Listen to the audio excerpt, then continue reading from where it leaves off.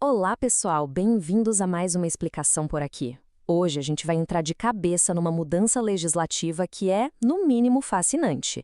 Vamos falar sobre como a nova Lei 15.240 de 2025 está mexendo com as estruturas do nosso velho conhecido ECA, o Estatuto da Criança e do Adolescente. E o detalhe é que ela traz para o mundo frio e rígido da lei algo super íntimo, o afeto. Vamos destrinchar exatamente como o abandono afetivo agora é considerado um ilícito civil pelo Estado. Pois é, a falta de afeto agora tem consequências jurídicas claríssimas para os responsáveis e nós vamos entender cada detalhe disso. Certo, o nosso roteiro de hoje está dividido em 5 partes rápidas. Primeiro, a nova Lei 15.240. Depois, os 3 pilares do afeto. Em seguida, o dever das escolas. O quarto ponto traz as consequências e sanções judiciais. E, para fechar, o impacto de tudo isso na nossa sociedade. Então, começando pelo primeiro ponto, a nova Lei 15.240. O Estado mudando completamente a sua visão jurídica sobre a ausência dos pais. Dando uma olhada na letra da lei, lá no parágrafo único do artigo 5º do ECA, o famoso abandono afetivo ganha uma roupagem nova e pesada. Ele passa a ser classificado explicitamente como um ilícito civil. O que isso quer dizer na prática? Quer dizer que a lei agora entende de forma super objetiva que a ausência emocional machuca um direito fundamental da criança ou do adolescente. E por ser um ilícito, já dá para imaginar, né? Fica sujeito à reparação de danos perante a justiça.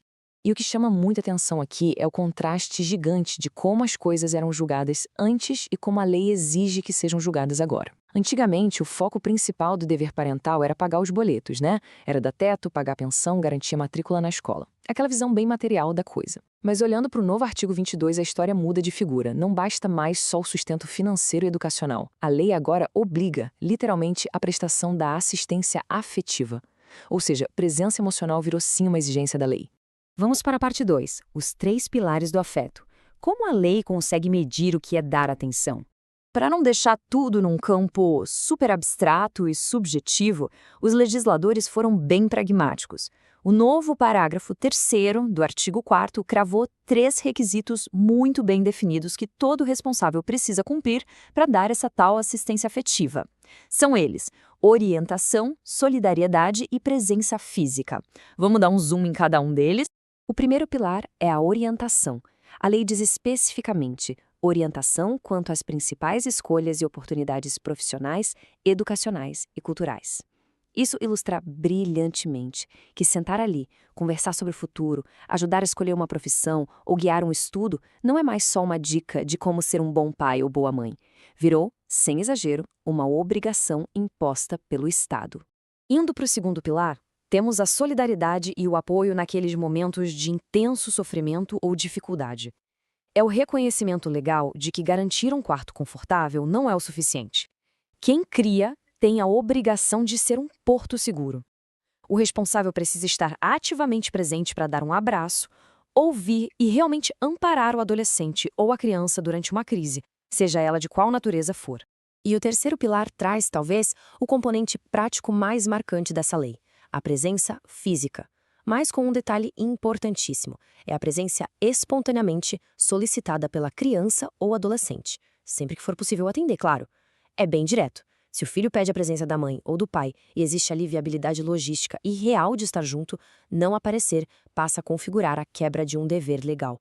Faltar nesses momentos agora serve como prova para configurar o abandono afetivo. O que nos leva perfeitamente à terceira seção, o dever das escolas. E é aqui que a coisa se desenrola na prática. Antes de avançar, cabe uma reflexão super importante para a gente pensar. Se essas coisas todas, da orientação, oferecer colo, estar presente, acontecem dentro de casa, lá na intimidade, como é que o sistema judiciário vai ficar sabendo de uma infração? Como essas faltas saem do privado para o público? Afinal, quem é o responsável legal por monitorar e denunciar a falta de afeto no dia a dia? A impressionante resposta para isso está na nova redação do artigo 56. Olha só esse trecho direto da lei.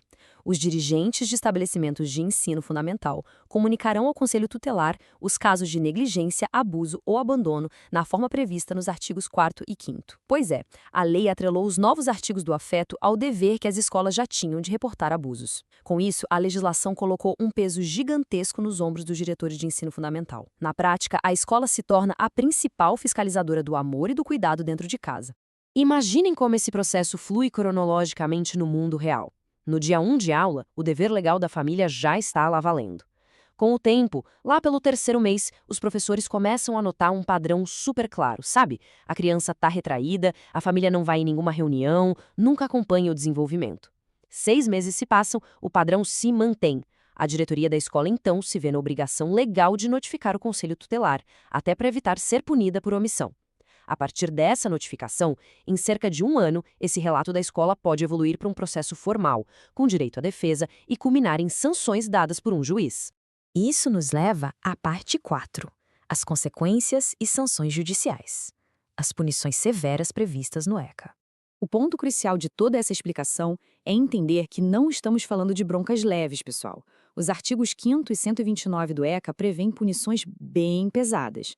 A coisa começa numa reparação financeira por danos, evolui para a tão temida perda da guarda da criança, passa pela destituição de tutelas já concedidas e pode chegar até a pena máxima nas varas de família, que é a suspensão ou remoção integral do poder familiar. É muito interessante comparar como a justiça ataca esse problema por 2 frentes totalmente distintas. De um lado, no bolso. O juiz pode impor uma sanção financeira, obrigando o pagamento de uma bolada como compensação monetária direta pelos danos emocionais que a ausência causou. Do outro lado, temos as sanções de guarda, que miram exclusivamente no bem-estar continuado do menor. Aqui a justiça vai lá e corta de vez os laços jurídicos parentais, privando aquele adulto de todos os direitos que ele tinha sobre a pessoa em desenvolvimento. E não pensem que o juiz precise esperar um processo de meses ou anos terminar para tomar uma atitude. A lei colocou proteções urgentes lá no artigo 130. Se ficar aprovada uma hipótese de negligência emocional contínua, com risco grave, a autoridade judiciária pode agir com medidas cautelares imediatas. O juiz tem o poder de dar uma canetada e determinar o afastamento instantâneo da parte negligente da moradia em comum. A ideia é literalmente blindar o ambiente da criança antes que seja tarde. Chegamos então à nossa 5ª e última sessão, o impacto na sociedade, onde cuidar passa a ser uma obrigação coletiva. Para entender o porquê de um passo tão sem precedentes do Estado, a gente tem que voltar na essência do artigo 4º.